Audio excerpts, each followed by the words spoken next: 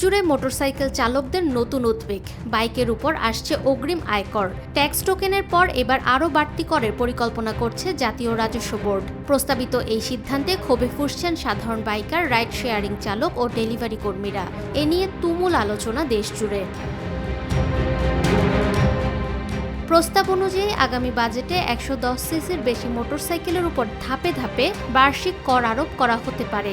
আলোচনায় রয়েছে 111 থেকে 125 সিসি পর্যন্ত বাইকের জন্য 2000 টাকা, 165 সিসি পর্যন্ত 5000 টাকা এবং এর বেশি সিসির বাইকের জন্য 10,000 টাকা কর নির্ধারিত হতে পারে।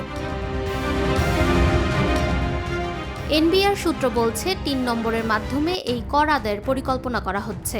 তবে ট্যাক্স টোকেন নবায়নের সময়ও এআইটি আদায়ের বিকল্প পদ্ধতি নিয়ে আলোচনা চলছে। বর্তমানে দেশে প্রায় 49 লাখ নিবন্ধিত মোটরসাইকেল রয়েছে।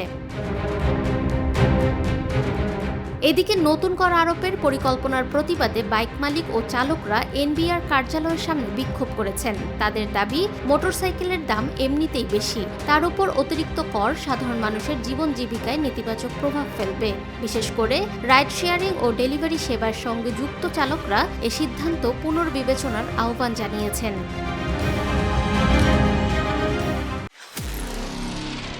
নিরপেক্ষ, সত্য প্রকাশে আপোষহীন।